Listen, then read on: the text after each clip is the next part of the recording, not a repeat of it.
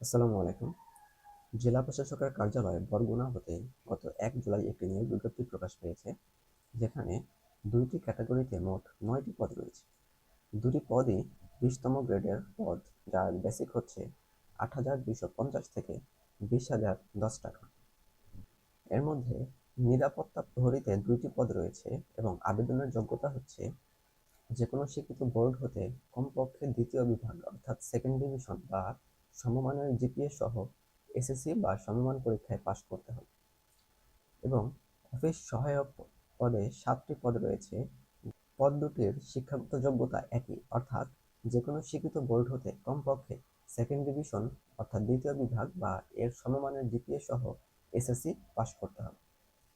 এই নিয়োগ বিজ্ঞপ্তিতে আবেদন করার জন্য প্রার্থীকে অবশ্যই বরগুনা জেলার স্থায়ী বাসিন্দা হতে হবে, অথবা যদি বিবাহিত নারী আবেদন করতে চান সেক্ষেত্রে তার স্বামীর স্থায়ী ঠিকানা বরগুনা জেলা হতে হবে।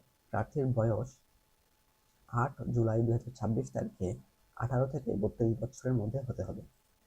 আবেদনকারীকে টেলিটকের ওয়েবসাইট dcborguna.teletalk.com.bd এই ওয়েবসাইটে গিয়ে আবেদনপত্রটি পূরণ করতে হবে। আবেদনপত্র পূরণের সময়সীমা ৮ জুলাই ২০২৬ সকাল ৯টা হতে ৬ আগস্ট ২০২৬ বিকাল ৫টা পর্যন্ত।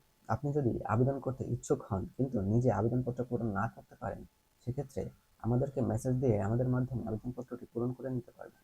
ইউটিউব থেকে দেখে থাকলে ডেসক্রিপশন বক্সের ফেসবুক লিঙ্কে প্রবেশ করে এবং ফেসবুক থেকে দেখে থাকলে সরাসরি ইনবক্সে মেসেজ দিন। এই সময়ের মধ্যে আবেদন করে ইউজার আইডি পাওয়া ব্যক্তিরা পরবর্তী ৭২ ঘন্টার মধ্যে টাকা জমা করতে পারবেন।